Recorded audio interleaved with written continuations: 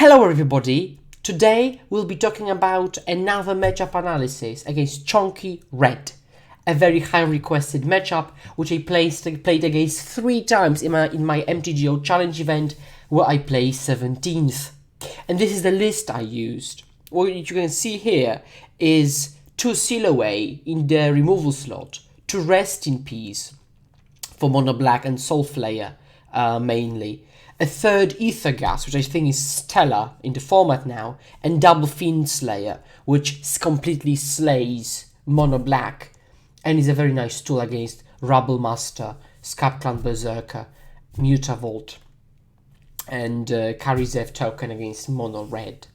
So this is the list I'll be using and playing in this match. Let's go to the match, shall we? Now, this is round 7 of my MTGO challenge event. This is the hand I open in the challenge, right? Against an unknown opponent. So what I think is, that's absolutely unkeepable. I have to mulligan this hand, right? It doesn't have interaction or lands. Now I look at this 6 and think if you'd keep that. My logic is, I've got all the lands in the world. Opt can find me either turn to interaction, I'm under play, so that's even better, or some kind of source of card advantage. Absorb on the plays is certainly acceptable, and dig is useless. So I would probably bottom dig, right, instead of bottoming in a land and then hoping to opt into a land. So I believe, yeah, that's a keep. Yeah, let's keep that hand. My opponent keeps 7. I keep that. Bottom dig. So now let's do a quick exchange. I play an island, I pass. My opponent plays a mountain and passes. Now what I do is end step I opt. I can see a basic mountain. I'm certainly thinking Chonky Red, because that's the only red deck realistically that can pass the turn. I see a Teferi. So with the fact that it is Chonky Red, I think I want to keep that, because it's interaction. It's interaction which draws a card, which stops Chandra, Torch of Defiance's plus ability, the card advantage ability. So yeah, let's keep that hand. Let's keep that Teferi. I draw a cast out, play a land, pass. Nothing to do. My opponent wild slashes me, that doesn't matter. They play a land, they pass. I think sure, I'll pass. Now, let's go to the second main phase. Oh, it skipped. Question is, do you slam a Teferi on 3? And I would like to explain to you why I didn't. And I still think that's correct, because obviously what I did under pressure and what I think now could be different, but it's not. They have kept a no turn 1, turn 2 threat hand. That's 1. So they have to have a strong turn 3 play. That's impossible that they don't. 2, the card I'm really most worried about is Chandra and Rubble Master-esque cards, like Rubble Master and Regional Warboss. If that's the case, if 1, they have to have a strong play with that hand, and 2, I'm most afraid of Rubble Master, I'm basically sure they will slam Rubble Master. So I keep Absorb up. That's the logic, right? It makes sense. That's the card I'm most worried about. That's what I sense they'll play, and that's why I didn't play a Teferi. They play a Rubble Master, so I was rewarded for my logic. I slam and absorb. I'll go up to 21, I untap. Now that's the situation here. Think what you would do.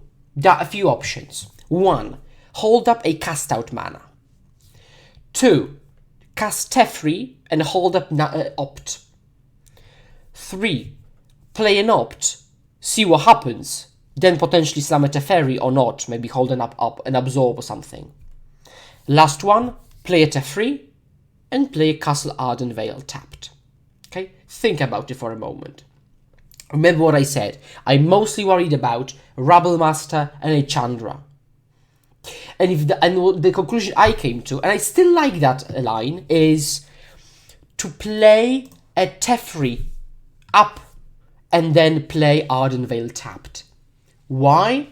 Because 1, Tefri stops Chandra plus. That's what I want. 2, I've got an opportunity to play the castle tapped, right? And I don't need to use the mana, right? 3, the following turn, I can still mana efficiently cast both Cast Out and Opt, right? So this play enables me to 1, have some board position, be secured against the Chandra, 3, be fully mana efficient the following turn, right? Whilst using an Opt and a Cast Out, right? Okay, so let's see what they do. So what my opponent does here is absolutely what you'd expect, which is cast a Chandra and go up. No problem. Now, I'm isolated against Chandra plus, right? Now think what you would do. Again, a lot of options. You can just minus Tefri if you want to draw a card. You can main phase Opt. You can main phase double Opt. When you see what happens with the first one, you can main phase cast out the Chandra and hold up Opt. You can opt into Cast Out. You can do nothing, right? Just pass the turn and up to Tefri. A few different options here. So what I decide to do, and I think is the best option here, is to play an island, go up with Tefri, and pass the turn. Because I don't need to cast out the Chandra, because it doesn't matter that much, really. Because her card advantage ability doesn't work, and I don't know what I want to find with an Opt, realistically. Obviously, a 5 fairy would be nice, right? But maybe there's something else that is a bit more urgent, right? So I do exactly what I do, pass the turn. What my opponent does is add 2 mana. Okay, that works. And he casts a Rabble Master. Okay.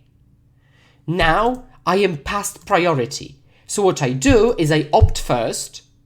Why? So I know I will most probably cast out Rabble Master. But because of my mana situation, I might as well Opt. Because they will still not interact with the cast out, so what's the problem? I Opt, Azorius Charm doesn't do anything. 5 fairy, that's brilliant.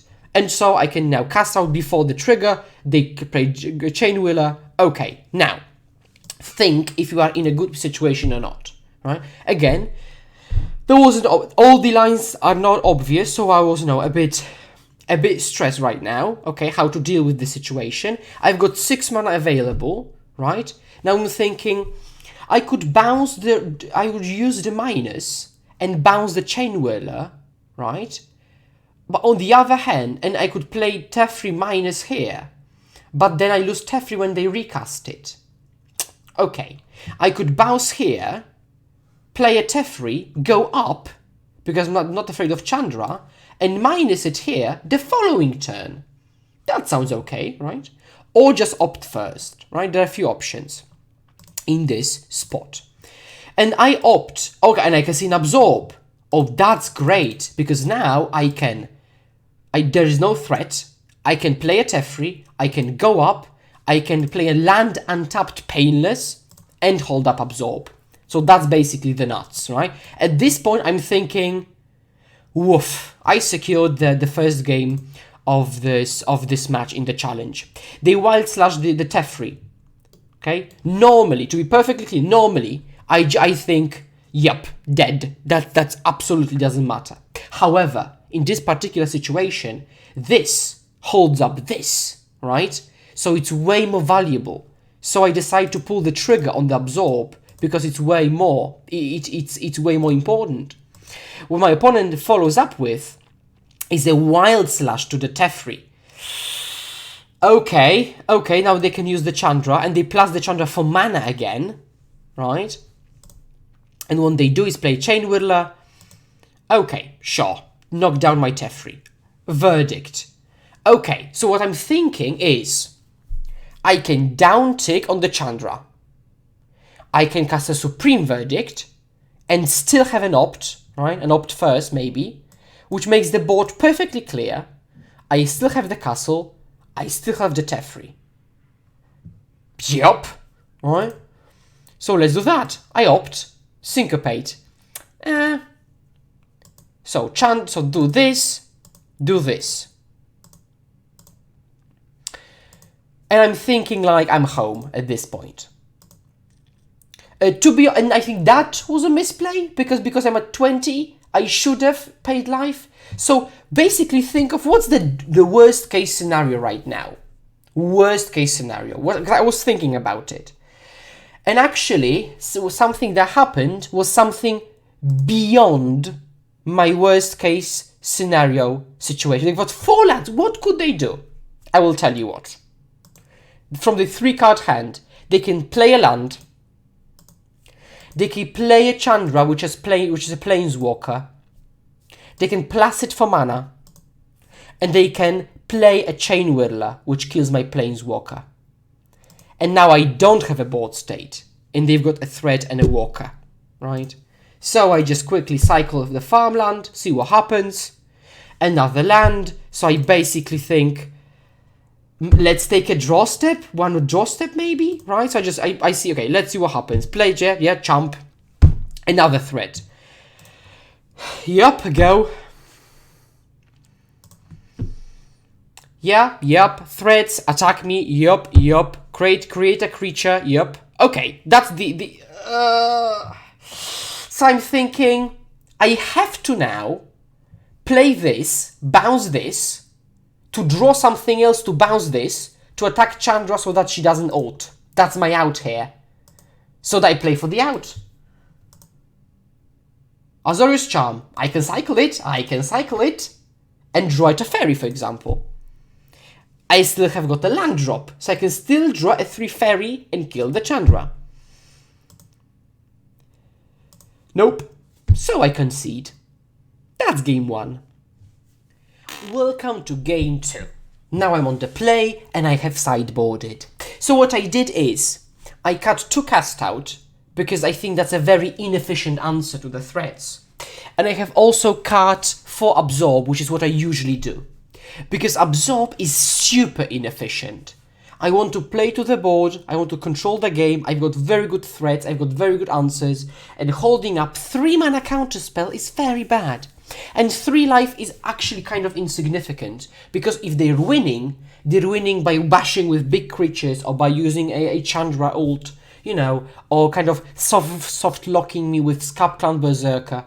And absorb is again super inefficient, super expensive, and I cut 1 Narset because she doesn't affect the board state. However, I brought in 3 Aethergast, 2 Fiend Slayer Paladin. So that's already 5 cards, as you can see. 1, 2, 3, 4, 5. There are 2 cards which are left in the cast out slot. So can anyone guess what that card is? If you pop up my deck list very quickly, you'll see, obviously, Lyra Dawnbringer. And so, this is my hand. I look at the hand and I think, okay, there are 2 thoughts here. 1, what do I expect in an opening hand post board? My thought, early interaction. Check. Some kind of good threat or something to control the board, like Teferi or Fiend Slayer Paladin. Check. Especially if it holds off the Rabble Master. Lands. Check. Right? And then some kind of late game. And that's a hard hand to think whether to keep or not. Because on the one hand, I mean, obviously you'd like something else. I would change any of these 3 cards into a land and make it a snappiest keep of my life. However, there are 2 things to consider, I think. 1 is that what hands am I expecting to get? Obviously, I can say similar hand, but with more lands, obviously. But on the other hand, isn't it a hand which, supposing it works, gives me a good chance to actually win? Because it gives me a curve, potentially, of cast your 2-drop, block the board on 3, block the board on 4, slam a 5 fairy. Now, what you're thinking is, obviously, if you assume you draw 3 lands off the top, that's easy, right? And the deck plays 24. So, you know, when you keep a one lander in burn, that's risky. However, there is a reason 25 why I play 25 lands. That's a lot. That's really a lot. Which I'm considering 26 potentially, right? So this hand has a lot of merits, but it's also very dangerous, because if I fail to draw my third land, I'm basically dead, right? So that's not easy. That's really not an easy decision. I decide to gamble, but like this, making a let's say calculated risk. Okay, so it's a calculated risk. I know what I'm risking, but again, I've got the draw step on 2 and the draw step on 3. I've got 2 draw step to hit a land, having 25 lands in the deck. Any opt could potentially help me out with that. Let's do that.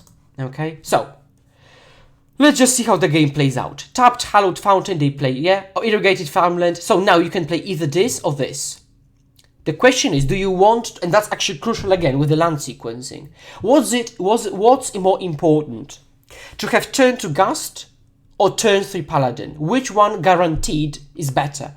And I think I want the Fiend Slayer, because every subsequent turn, having Gust in hand makes it easier to multi-spell, right? So having that in mind, tap land, go, my opponent plays a land, go. The same pattern as last game, and the same situation from my side. What do I do? Play land Paladin, play land Hold Up mana, play land Teferi, play land Narset. So I have probably showed you that Narset for me is very bad in this matchup, having sideboarded 1 out, because she doesn't affect the board state. So probably not her. And another thing I said is that I expect a Rabble Master, right? Now, if I expect a Rabble Master, is it even good to play Teferi? Because maybe it is. Because if I go Teferi up, they play Rabble Master, Teferi goes down to 4, then I play a Fiend Slayer, right?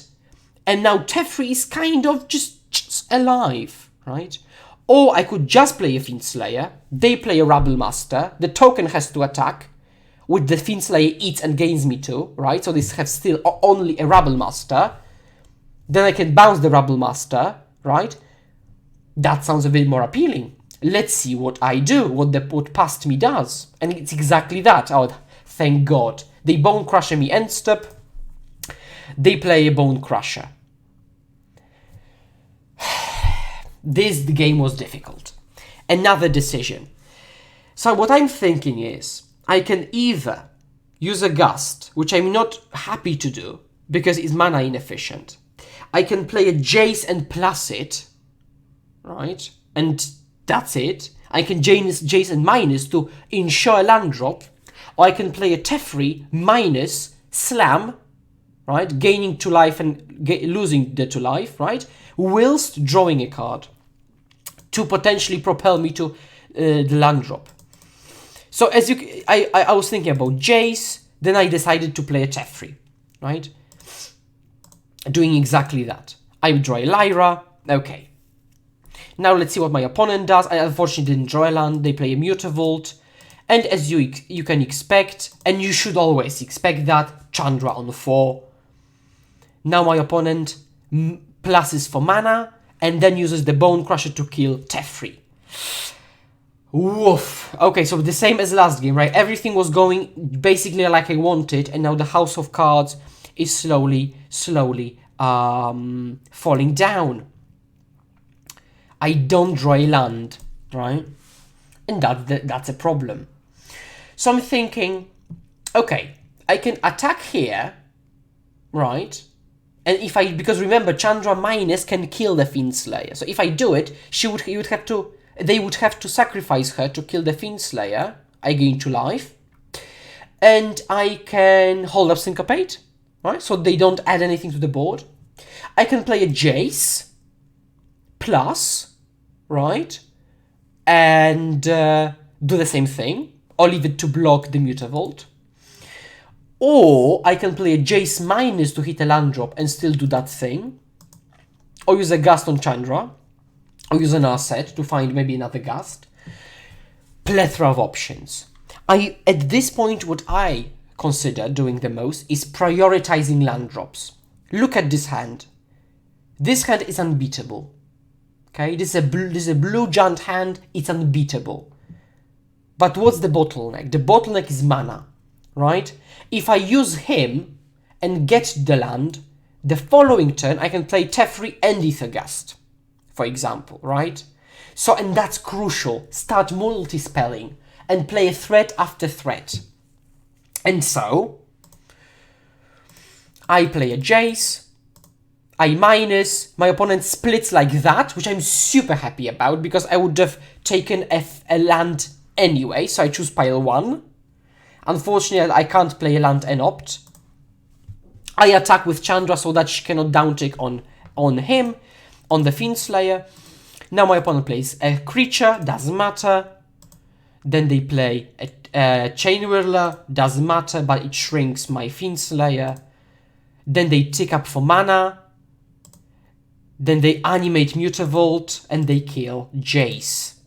So basically, as the last game, every turn they do something which is very bad for me when I know just I may have stabilized already, right? Okay, I've got this almost useless, terrible situation. I can Lyra and hold up and opt, or just bad situation. But I draw a land. Okay, so what can I do? Billion things I can do here. I can play a Teferi up and Aethergast Chandra. I can Lyra and hold up and opt, or just cast opt first. I can set Gust. I can do nothing and have Syncopate Gust. And I think the best play to win line is Teferi, because he also helps me go beyond this bottleneck, this mana bottleneck. And so, I hope this is what I do. Yes, this is exactly what I do. Play a Teferi, plus a Teferi, draw a Verdict, which I'm very happy about. Don't attack, leave it to block. And now, if you want to gas the Chandra, and you know you will gas the Chandra, the best timing is the draw step. Because if you do it on their upkeep, they will put it on top and just draw it. If you do it in the draw step, they will have drawn the card. Now Chandra will be on top, so I have another turn cycle to draw an answer to it. My opponent, draw step. I say Aethergast your Chandra. They put it on top, right? Remember about the Bone Crusher Giant still here. What my opponent does is play a land, tap the Mutavault, I'm happy about it, slam a Glorybringer, whose ability can still kill Fiendslayer, and they jam. Okay? At this point I'm thinking, let's see how they declare the blocks, how they declare the attackers. Glorybringer, they use the Glorybringer, which I'm happy about, because I'm probably verdicting anyways. Yeah, so Teferi's dead. Okay, he's done enough, you know, drew a card, soaking up damage. Let's opt Lyra. Do I want a second Lyra? That's another decision, because I'm always afraid of Fry. That's something they could have. So I decide, you know, the card is so powerful, let's have another one, you know, because if one is enough, it's enough. So, you know, let's Supreme Verdict the board. Now I think, can I syncopate a Chandra? I cannot syncopate a Chandra anyway, right? But I, on the other hand, have plenty of life. So I can just play an asset here. I see an opt, I take an opt, pass the turn. What my opponent does is, let's see what happens. Plays a Chandra, pluses for mana, plays a Scab Clan Berserker. Okay. Attacks me on our set, and that's a decision for the opponent. They think, oh, let's attack Narset, which is great. Again, she's done enough. Like, I'm perfectly fine with that. I draw a Settle, okay? What can I do? I slam Lyra because she's great, and I pass the turn holding up Syncopate. There is no reason to opt now. I'm in a good situation, let's hold up Syncopate. My opponent, 4 mana, Torbran. Yup.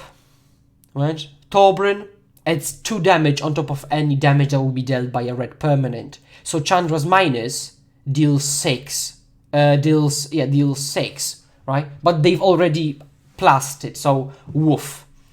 They've got 1 card in hand. Obviously, that's a burn spell, and it would kill Lyra. However, I have left Syncopate up. IQ 300. So counter. Oh, they haven't used it for mana. Oh, I even forgot they hadn't used it for mana. Okay, so they used it to kill that. I completely forgot. Now I slam again Lyra, see what happens, right? Basically what I'm hoping for is that they don't draw a burn spell, right? They showed a Rabble Master, which they declined to play. Karizev. Now my opponent does not have good attacks here, so I can finally opt at the end of turn, but I lose 2 life, down to 4, and I don't lose 2. From this I lose 2, but Torben makes it 4, so I cannot cast a non-creature spell after the opt. Azorius Charm, don't need that. Gaia Reach, don't need that. Land, don't need that. At this point I'm sweating a bit. What I'm thinking is, what's my line to win? Slam Chandra, gain 5, hope they attack back, settle them, and I have also mana to upkeep Gaia, so that, with now set, so that they don't have a draw step. Let's do that. Kill the Chandra, upkeep, use Gaia Reach, so they draw and discard, because they have 0 cards, I discard an island. They don't have a draw step because of now set. Let's see what they do. Settle you. That's great. They play a Bone Crusher Giant. Oh, a land. I'm not happy about that. I'm not playing a land so that I can use it to cycle Gaia, but my opponent concedes. 1-1. Let's go to the 3rd game. Game 3. Okay. Game 3. Okay, let's look at the hand. It's unkeepable. Right? You cannot keep realistically one. If, for example, that one of the land was a Teferi or one of them was not now set, maybe I'd consider. But now this is an easy ship. Cannot keep such a hand. This hand is very nice. As a 6-card hand, the question is what to put on the bottom. Verdict is obviously great, Paladin is great, Charm is both, it can draw into the lands and his interaction, so that's not obvious. But what I think is that I would like to put the redundant copy of an average spell on the bottom. Okay, my opponent starts with a mountain, I draw a land, so I'm happy, so land, pass. Then my opponent proceeds to play a land, pass. I draw a land so I can play a land, pass. They obviously Bone Crusher Giant me. Now they decide to play a Karizev, which is weird that they wouldn't play a Bone Crusher Giant then. If they have 3 mana up. I play a land, pass, drawing a Syncopate. I didn't Charm and step because I want to have an interaction piece. And now that's an interesting point actually here, because I opted against playing a Paladin, and there is a very strong reason for that. So what I'm thinking at this point is, if they play a Rabble Master, Paladin on the board is great. If they play a Chandra, I'm probably dead, because Chandra kills Paladin, and they just swing with Karizev. They have a board state. With a Chandra, I have nothing. Okay, so it's high upside here with Rabble Master, high downside here with the Chandra. If I hold up Syncopate, I'm not bothered. If they play Rabble Master, I can just let it resolve and then Supreme Verdict. If they play a Chandra, I can counter it and then slam and Fiend Slayer. So that's the logic here. What my opponent does is attack, so no problem.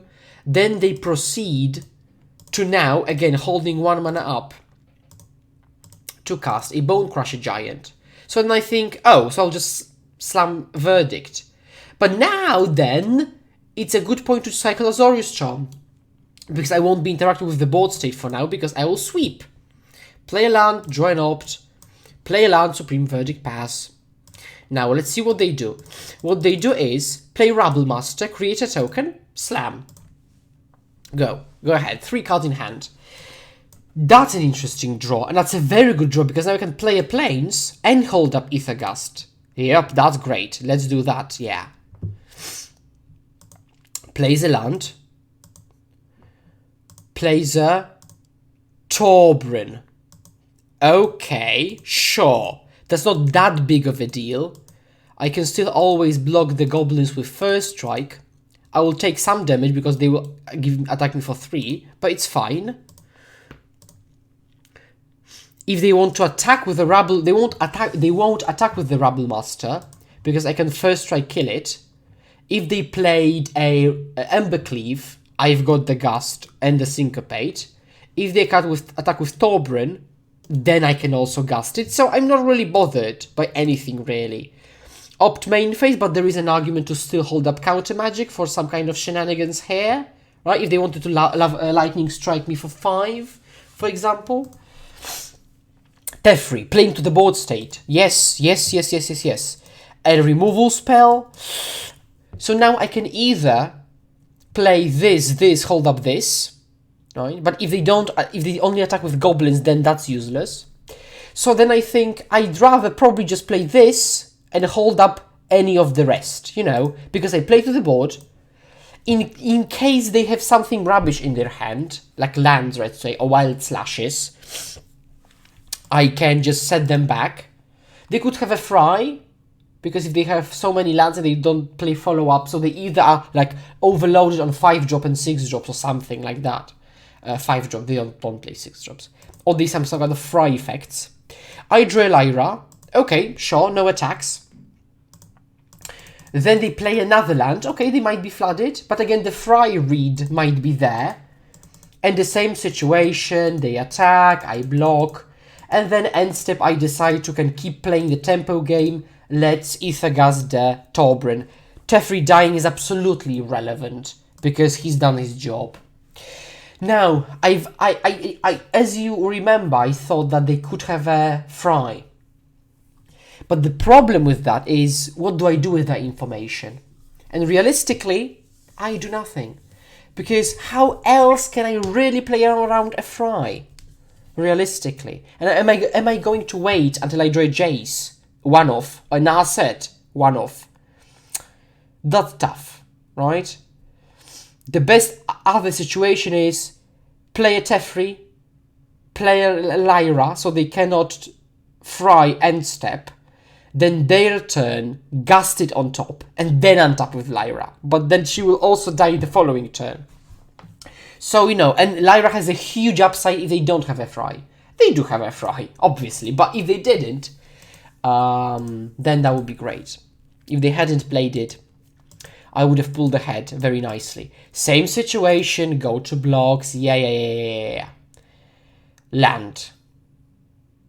Nothing to do here, play land, pass. And this is the moment where I'm sweating. I'm 1-1. And at this point, I'm trying to win out in the challenge. I've got got 2 losses, and I want to win out and have 6-2. I was quite, nervous. Let's see what happens. Okay, goblins. Oh, Torbrin now. Do I settle? And I'm thinking, it'll be a waste of a settle. I can gain life here, seal away there, and be net on life. And there is one more argument, because I was pondering. You may have seen there maybe the jump here. I was pondering for a bit. Because doing it this way, because I could also take the damage, I could settle, but by doing it specifically this way, I can still castle Vantress end step. Slash me. Yup. And the fact that I can Vantress end step is huge here. So what am I looking for, really? More lifelink, all cut advantage. Scalp Clan Berserker, very nicely trumped here. Okay, so let's see what I can see. Lyra Paladin. I'll take both, thank you. And so, no attacks, slam a Lyra, go. They've got one draw step to draw a fry. They draw a land.